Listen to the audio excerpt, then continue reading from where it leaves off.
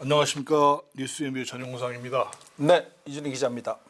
네, 이번 22대 국회의장은 누가 가능할 것 같습니까?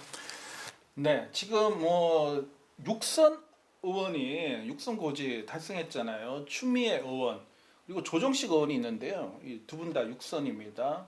유력하게 거론이 되고 있고 5선 도전에 성공한 정치 구단 박지원. 근데 이번에 정치 10단이라고 정치 얘기를 해야죠. 10단이라고 승격을 시켜줘야 될 것 같습니다. 지금 유력하게 거론이 되고 있고요.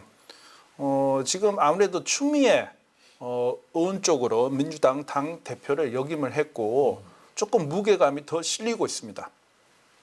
그 이유는 뭐라고 생각하십니까? 무엇보다도 이 개혁 성향이 매우 선명합니다. 그리고 그동안에 민주당 대표도 했고 국정 운영에 여당으로서 참여했던 경험도 있기 때문에 그리고 일단은 민주당 지지층들에게서 이 추미애 의원의 개혁 성향에 대해서 좀 강력하게 좀 호감도가 형성돼 있는 상황이죠. 그리고 중요한 거는 그리고 본인이 의장에 관한 강한 의지를 지금 표명을 하고 있습니다. 지금 박지원 의원과 조정식 의원에 관해서도 그런 얘기가 일각에서 나오고 있는 거라고 나오고 있는데요. 이 박지원 의원의 경우에는 지금 현재 최고령 국회의원이잖아요. 81세로 지금 알고 있는데요. 고령인 점 그리고 민주당 탈당 경력이 있잖아요. 이 추미애 의원의 경우는 조금 노무현 정부 때 그죠?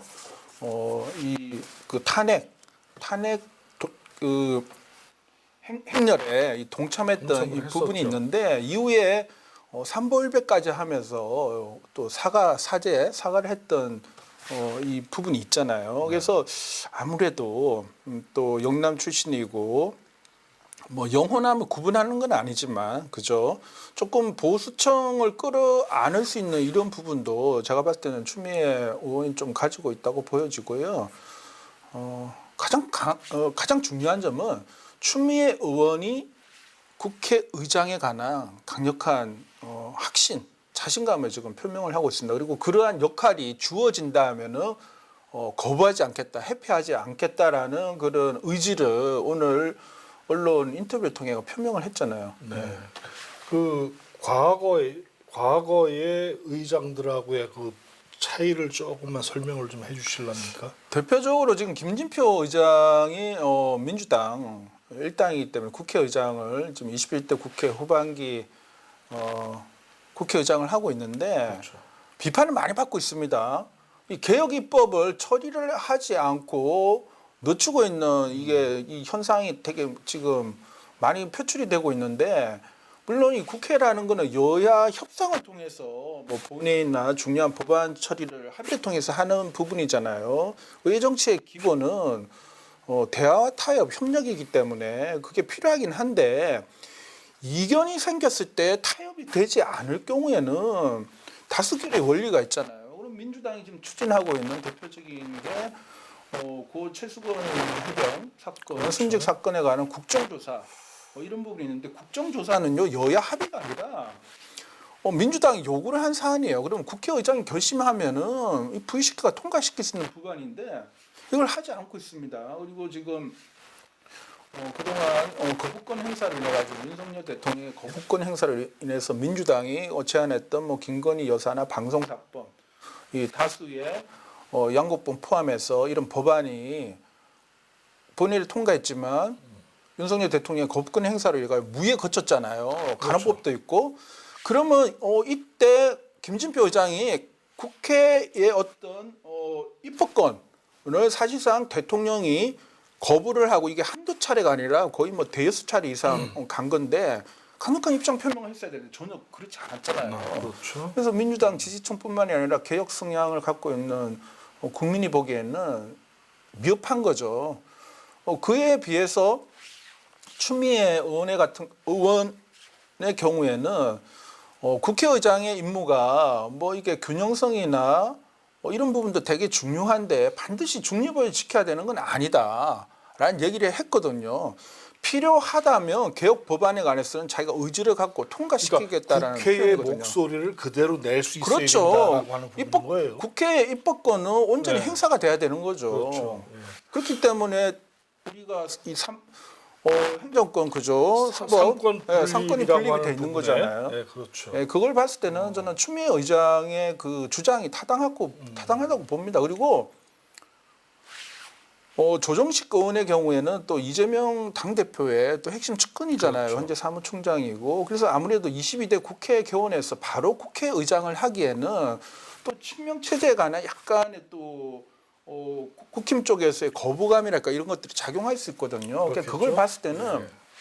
조정식 의원의 경우에는 22대 국회 후반기 의장을 하는 게 맡아도, 모양새가 예, 좋고 괜찮겠죠. 전반기는 추미애 의장이 맡아서 하는 게 좋은 걸로 이렇게 생각돼요. 그래요. 그럼 22대 국회 개원 그 일정은 어떻게 됩니까? 예, 당초 저희가 언론 쪽에서도 예상하기를 야권이 192석을 확보하긴 했지만 21대 국회 전례를 봤을 때는 국민의힘이 계속 반대를 하고 목리를 부려가지고 이 상임위 구성이 되게 늦어졌잖아요. 그랬죠. 그걸 봤을 때 이번에도 또 그런 그 전철에 대밟지 않을까 약간 그런 우려가 있었는데 의외로 지금 속도감 있게 민주당이 22대 국회 개원을 위해서 지금 진행을 하고 있어 봅니다. 그래서 지금 예상되는 게 아무래도 한 5월 30일 그죠? 5월 말이면 원래 국회 개원이 5월 30일입니다. 22대 국회 개원이 5월 30일인데 네. 속도감 있게 밀어붙이면 한 6월 초 첫째 주에 본회의를 열고 의장, 부의장을 선출하고 이후에 이제 상임위원회를 구성하고 예결위원회 위원 선임하고 상임위원장, 특별위원장 선거를 할 것으로 보이는데요. 이게 만약에 그 여야 협상 과정에서 뭐 여러 가지 또 예상치 않은 변수나 이런 것들 대립이 발생하게 된다면은 6월 말이나 7월 초로 늦춰질 가능성도 있는데 지금 대다수 국민이 야권의 빠른 국회 개원을 원하고 있는. 야권의 힘을 몰아줬잖아요. 이 지금 민생이 도탄에 빠지고 엉망인 상황에서 국회가 제 역할을 해야 되기 때문에 결론은 5월 30일 22대 국회가 개원하자마자 그리고 그 다음 주 일정해서 국회를 빨리 속도감 있게 이제 선출하고 나가야 되겠죠. 상임위원장을 빨리 선출해서 개혁 법안들을 통과시켜야 됩니다.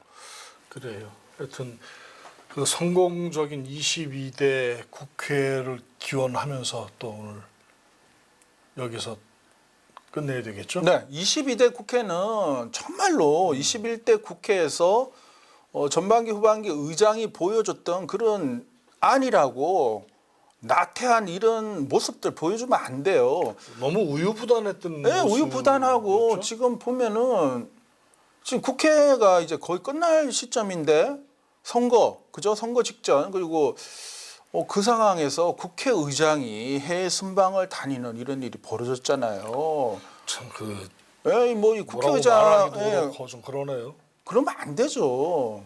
지금 이 민생이 얼마나 어렵습니까? 국회가 제 역할을 해야 되는데 이제 임기 끝이라고 해가지고 해외 나들이나 왔다 갔다. 해외 나들이 좋아하는 사람이 그렇게 안 많아요. 되죠. 그래서 저는 22대 국회 추미애 의장 탄생을 기대해보고 실제로 그렇게 되리라고 지금 예측됩니다. 예. 네. 하여튼 반드시 21대 국회와 다른 모습. 국회의장의 건의와 예.